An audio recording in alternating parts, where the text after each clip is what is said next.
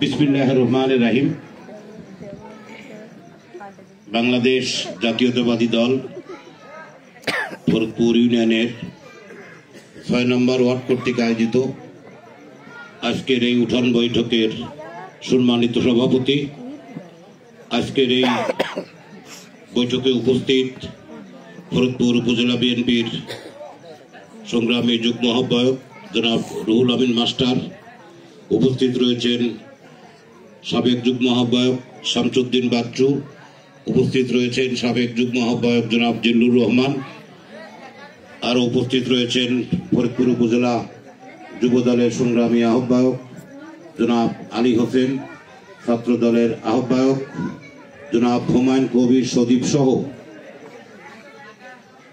ছাত্রদল, যুবদল এবং অন্যান্য অঙ্গ সংগঠনের সম্মানিত নেতৃবৃন্দ, আমার সামনে উপস্থিত তিতুলিয়া ৬ নম্বর এবং আশেপাশের ওয়ার্ড থেকে আগত সম্মানিত নেতাকর্মী ভাইয়েরা, সবাইকে আমি আমার ব্যক্তিগত পক্ষ থেকে ফরিদপুর উপজেলা বিএনপির পক্ষ থেকে জানাচ্ছি আন্তরিক শুভেচ্ছা ও সালাম। আসসালামু আলাইকুম।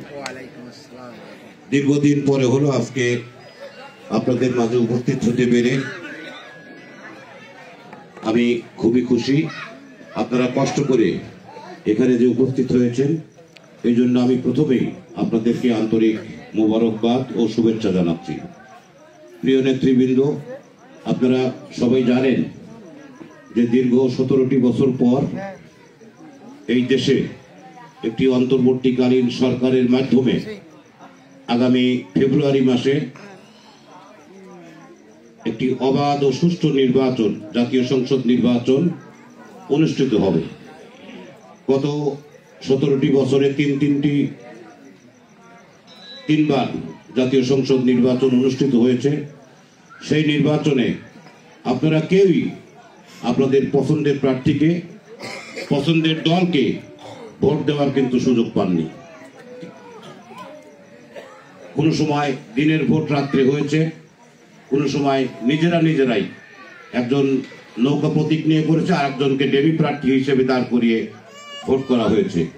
অন্যান্য যে দলগুলো আছে, যেমন বাংলাদেশ জাতীয়তাবাদী দল, জামাত ইসলামী সহ এই দেশের বৃহৎ যে দলগুলো, তাদের কিন্তু নির্বাচনে অংশগ্রহণ করার সুযোগও দেওয়া হয়নি। প্রিয় ভাইয়েরা, আপনারা সবাই জানেন যে দীর্ঘ ১৭টি বছর আমরা যারা বিএনপি করি তারা কিন্তু কেউই বাড়িতে ঘুমানোর সুযোগ পান নাই। সমস্ত রাষ্ট্রীয় সুযোগ সুবিধা থেকে আমরা বঞ্চিত ছিলাম।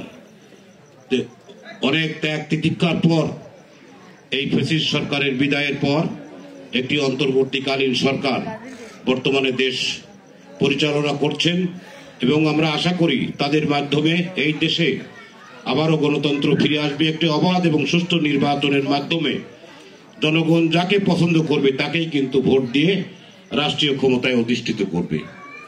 আমরা সবাই জানি এবং আমরা আশা করি আল্লাহর রহমত থাকলে আগামী জাতীয় সংসদ নির্বাচনে আমরা যদি সবাই আন্তরিকভাবে আমাদের দলের জন্য কাজ করি, তাহলে আমাদের হারানোর মতো দল কিন্তু বর্তমানে আর নাই। আমাদের প্রতিদ্বন্দ্বী দল হচ্ছে বাংলাদেশ জামাত ইসলামী। জামাত ইসলামের কি পরিমাণ ভোট এই তিন থানায় আছে আমরা কিন্তু সবাই জানি। আমাদের জামাত ইসলামের যে প্রার্থী জনাব মৌলানা আলী আসগর সাহেব, আমি তার বিরুদ্ধে বলবো না, খালি একটি কথা বলতে চাই, সেটি হচ্ছে তিনি কিন্তু একবার উপজেলা নির্বাচনে ভাঙড়া উপজেলা থেকে দাঁড়িয়েছিলেন, মাত্র ৬,০০০ ভোট পেয়ে, কিন্তু জামানত সিট ফেরত পায়নি। এই হচ্ছে জামাতের অবস্থা। তারপরেও আমরা কাউকেই ছোট করে দেখতে চাই না। তারা কিন্তু ইতিমধ্যেই প্রত্যেকটি বাড়ি বাড়ি গিয়ে তাদের মহিলা কর্মী সহ, পুরুষ কর্মী সহ মানুষের দ্বারে দ্বারে গিয়ে ভোট ভিক্ষা করছে। সেই তুলনায় আমরা অনেক পিছিয়ে আছি। আমাদের একটি জিনিস মাথায় রাখতে হবে, প্রত্যেকটি মানুষই কিন্তু চায় যে আমার কাছে ভোট চাওয়া হোক, কোথায় আমি ভোট দিব। দলের পক্ষ থেকে আমরা যদি ভোট মানুষের কাছে গিয়ে না চাই, তাহলে কিন্তু মানুষ বিমুখ হতে সময় লাগবে না। আমাদেরকে ভোট কিন্তু চাইতে হবে। প্রিয় নেতৃবৃন্দ, আপনারা সবাই জানেন যে জামাতে ইসলামী ইসলামের নাম ধারণ করে তারা বিভিন্ন ইসলামের নাম ভেঙে বিভিন্ন আজে বাজে কথা বলে যাচ্ছে। আপনারা যারা টিভি দেখেন, ফেসবুক দেখেন, তারা অবশ্যই দেখেছেন অনেক জামাতে ইসলামের বড় বড় নেতা তারা বলছে জামাতে ইসলামে ভোট না দিলে তারা নাকি বেশ পাবে না। এ কথা কিন্তু অনেক জায়গায় তারা বলেছে। এইটা বেহেশতের টিকিট আল্লাহ ছাড়া অন্য কেউ দিতে পারে? জামাত ইসলামে ভোট দিলেই বেহেশত পাবে, আর না দিলে বেহেশত পাওয়া যাবে না, এমন অপপ্রচার কিন্তু তারা চালাচ্ছে। আপনি দেখেছেন যে ঝিনাইদহের একজন মাওলানা, উনি জামাতের মনোনয়নপ্রাপ্ত একজন প্রার্থী, উনি বলেছেন যে মসজিদে যদি জামাত ইসলামকে রাজনৈতিক আলোচনা করতে দেওয়া না হয় তাহলে মসজিদে কোরআন শরীফ পড়াও বন্ধ করে দেওয়া হবে। এই ধরনের মানে ইসলাম বিরোধী কথাবার্তা ওনারা বলে আমাদের দেশের সহজ সরল ধর্মপ্রাণ মানুষকে ধোঁকা দিয়ে ভোট নেওয়ার চেষ্টা করছে। তারা ক্ষমতার জন্য পাগল হয়ে গেছে। কাজেই আপনাদের সবাইকে ঐক্যবদ্ধ থাকতে হবে। ঐক্যবদ্ধ থেকে আমাদের প্রার্থী, আমাদের দলীয় প্রার্থী জনাব তারেক রহমানের মনোনীত প্রার্থী হাসান জাফির তুহিন ভাইয়ের জন্য আমাদের সবাইকে মাঠে নেমে কাজ করতে হবে। গতকাল আমাদের একটি মিটিং ছিল চাটমোহরে 3 থানার নেতৃবৃন্দকে নিয়ে, প্রায় 1-2 হাজার লোক ছিল সেখানে সিদ্ধান্ত হয়েছে অতি শীঘ্র প্রত্যেকটি ওয়ার্ডে আমাদের নির্বাচনী পরিচালনা কমিটি গঠন করে আমাদের নেতাকর্মীকে মাঠে নামিয়ে দিতে হবে, বাড়ি বাড়ি গিয়ে যেন তারা ভোট চায়। আমরা আশা করছি আগামী 1 সপ্তাহের মধ্যেই প্রত্যেকটি ওয়ার্ডে, প্রত্যেকটি ইউনিয়নে এবং থানার একটি করে কমিটি করে সেই কমিটির মাধ্যমে আমরা নির্বাচন পরিচালনা করব। একটি জিনিস আমাদেরকে মাথায় রাখতে হবে, সেটি হচ্ছে যে এই ভোটে আমাদের জেতার ছাড়া কিন্তু অন্য কোনো বিকল্প নাই। গত সরকারের সময় আপনারা যারা বিএনপি করেন, যাদের গায়ে বিএনপির সিল মারা আছে, তারা কেউই বলতে পারবেন না যে আপনাদের কোনো ছেলের বা কোনো ভাই আত্মীয় স্বজনের সরকারি কোনো চাকরি হয়েছে।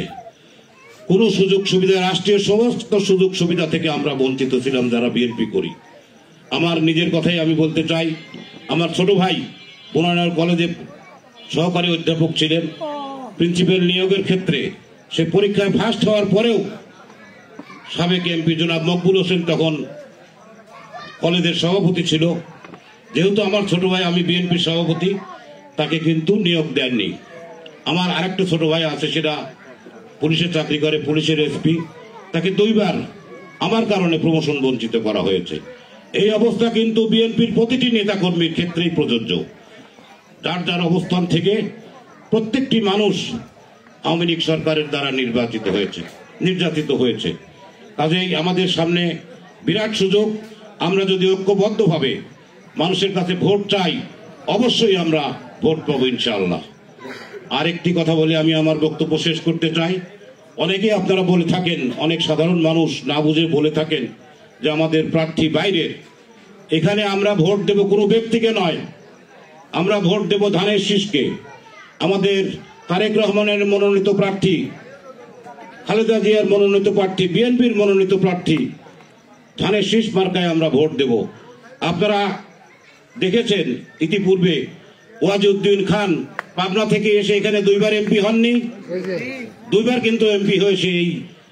এখানকার এমপি হিসেবে সে আপনারা ভোট দিয়ে বানিয়েছেন, এলাকার মানুষ কিন্তু ভোট দিয়ে বানিয়েছে। নৌকা প্রতীকে তারা ভোট দিয়ে সে কিন্তু এমপি হয়েছে। তখন বিএনপি নির্বাচন বয়কট করেছিল, নির্বাচনে কিন্তু ছিল না। যাই হোক, আমি কথা বাড়াবো না। আমাদের প্রার্থী অত্যন্ত একজন জ্ঞানী মানুষ, শিক্ষিত মানুষ, ধার্মিক মানুষ। আপনারা দেখেছেন যেখানেই সে যায়, নামাজের আজান হলেই সবকিছু বাদ দিয়ে সে কিন্তু মসজিদে ঢুকে যায় নামাজ আদায় করার জন্য। একজন অত্যন্ত ভালো মনের মানুষ, উচ্চ শিক্ষিত মানুষ। ময়মনসিংহে এগ্রিকালচার ইউনিভার্সিটিতে শিক্ষা গ্রহণ করেছে সে, এবং এই দেশের প্রখ্যাত কৃষিবিদ।